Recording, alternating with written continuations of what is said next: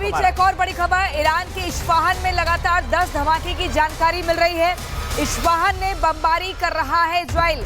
तो इस्फहान जहां पर इजराइल लगातार बमबारी कर रहा है, ये बड़ी खबर। ईरान के इस्फहान में लगातार 10 धमाके हुए हैं। उन धमाकों की आवाज भी आपको सुनवा रहे हैं। कैसे देखिए, एक के बाद एक ताबड़तोड़, एक नहीं दो नहीं बल्कि 10 धमाके होते हैं ईरान के इस्फहान में, और इस्फहान में बमबारी कर रहा है इजराइल। आप देखिए, इजराइल ईरान के बीच जंग अब और भीषण हो गई है। इधर इजराइल ने हमले का नया दौर शुरू करने की घोषणा की, तो ईरान इजराइल के कई शहरों में एक के बाद एक मिसाइल हमले कर रहा है। कैसे, एक रिपोर्ट दिखाते हैं।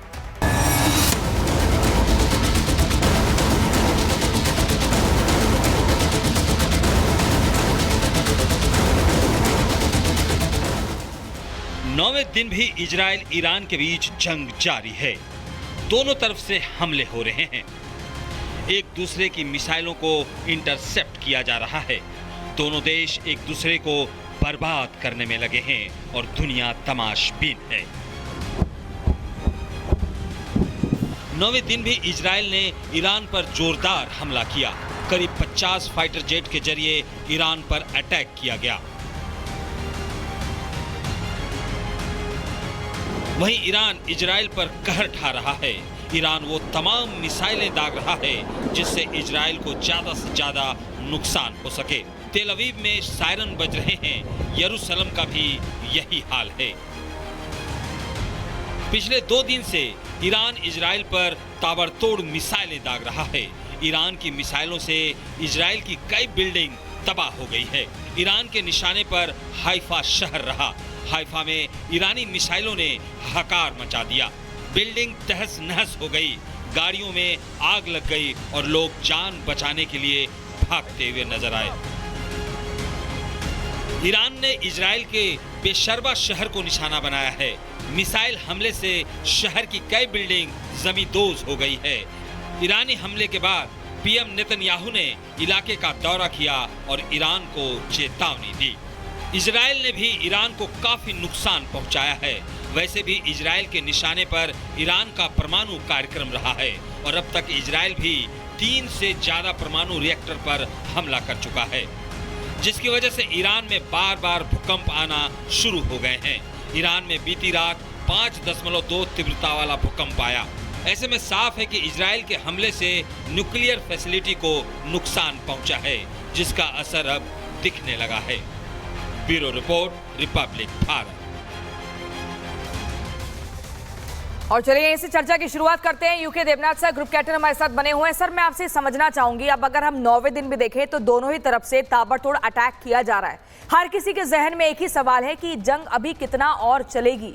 क्या कोई मीडिएशन कराएगा या दोनों में से कोई एक देश झुकेगा और कहेगा कि चलिए आइए हम टेबल पर बात करते हैं? इसमें कोई शक नहीं है कि इजराइल जो है लगातार हमले कर रहा है ईरान के ऊपर, क्योंकि इजराइल के पास जो अस्त्र शस्त्र का भंडार है वो लगातार अमेरिका रिक्यूपरेट कर रहा है।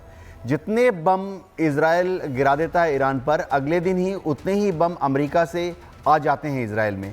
लेकिन ईरान की एक दुविधा है। ईरान के पास इस युद्ध के शुरुआती दौर में 2000 बैलिस्टिक मिसाइल थे, 1600-1800 किलोमीटर रेंज या उससे ज़्यादा वाले। लेकिन पिछले 7-8-9 दिन के युद्ध में उसने ऑलरेडी उसमें से 800 फायर कर दिए हैं। तो आकलन ये लगाया जा रहा है कि इजराइल के पास अब सिर्फ 1200 बैलिस्टिक मिसाइल बचे हैं जो कि इतने दूर तक जा सकें, इजराइल तक जा सकें। और हम देख रहे हैं कि हर रोज़ ईरान करीबन 50, किसी दिन 100 बैलिस्टिक मिसाइल फायर कर रहा है। तो मेरा आकलन है कि अगले 12 दिन में ईरान के बैलिस्टिक मिसाइल्स का भंडार खत्म हो जाएगा।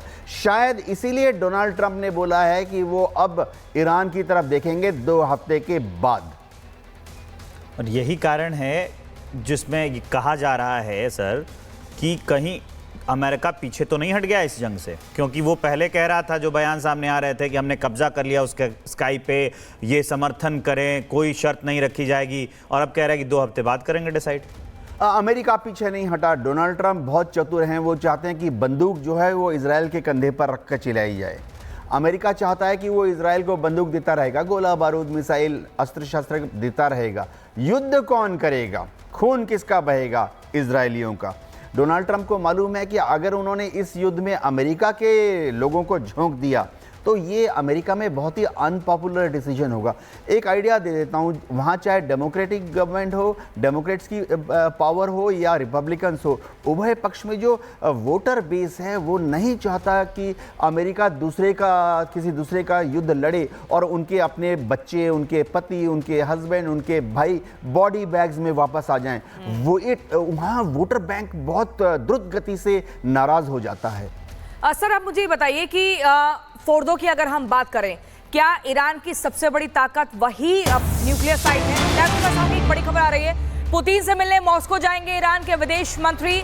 23 जून को मॉस्को जा सकते हैं ईरान के विदेश मंत्री। रूसी मीडिया के हवाले से खबर है, ईरान के विदेश मंत्री अब्बास अरागची 23 जून को रूस के राष्ट्रपति व्लादिमीर पुतिन से मिलने मॉस्को जा सकते हैं। तो ये बड़ी खबर है, ये बड़ी जानकारी मैं आपको दे दूं तो लगातार ये माना जा रहा है कि दोनों ही तरफ से लगातार बातचीत का जो सिलसिला है वो चल रहा है। सर, पुतिन से मिलने मॉस्को जाएंगे ईरान के विदेश मंत्री और 23 जून बताई जा रही ताकत, इस मुलाकात की क्या कुछ मायने निकाले जाए? ईरान को मालूम है कि अगर उसको इस युद्ध में सफल होना है, देखिए युद्ध तो बंद हो जाएगा 2 हफ्ते में, लेकिन इसके बाद बातचीत का दौर शुरू हो जाएगा। ईरान घुटने नहीं टेकेगा, लेकिन ईरान बातचीत के लिए मजबूर हो जाएगा टेबल पर बैठने के लिए। तो उसमें उसको कौन कौन साथ में चाहिए? अंतर्राष्ट्रीय पटल में बात चली जाएगी यूनाइटेड नेशन में, या दूसरे अंतर्राष्ट्रीय पटल में ईरान को चाहिए कि चीन, नॉर्थ कोरिया, रूस उसके साथ मजबूती से खड़े रहें। ईरान ये भी चाहता है कि दुनिया के कुछ उसके दूसरे जो मित्र देश हैं वो या तो ईरान के साथ खड़े रहें या न्यूट्रल रहें। जैसे कि दुनिया में 56 या 57 मुस्लिम देश हैं, OIC के देश हैं, अरब लीग के देश हैं। तो ईरान बहुत द्रुत गति से डिप्लोमेटिक एक्शन ले रहा है, अपने डेलीगेशंस को पूरी दुनिया में भेज रहा है, ताकि जब बातचीत आगे बढ़े तो दुनिया के देश या तो ईरान के साथ खड़े रहें या कम से कम न्यूट्रल रहें। क्योंकि ईरान को मालूम है कि उसको बार बार एक ही चीज़ दोहराना है कि उसके पास एटम बॉम्ब नहीं है, एटम बॉम्ब नहीं है। अब इससे फ़र्क किसको पड़ेगा? इससे फ़र्क पड़ेगा IAEA का जो असेसमेंट है, इंटरनेशनल एटॉमिक एनर्जी एजेंसी जब अपनी रिपोर्ट देगी भविष्य में, तो उसके जो मेंबर कंट्रीज़ हैं, 1-2 मेंबर कंट्रीज़ को बोलना पड़ेगा हाँ ईरान के पास बॉम्ब नहीं है, नहीं बना रहा है।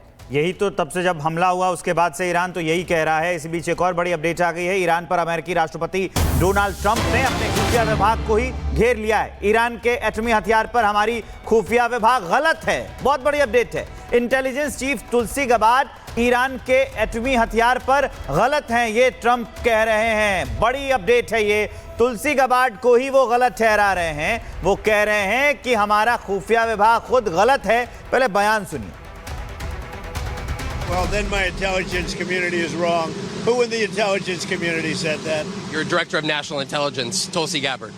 She's wrong. Well, then my intelligence community is wrong. Who in the intelligence community said that? Your Director of National Intelligence, Tulsi Gabbard. She's wrong.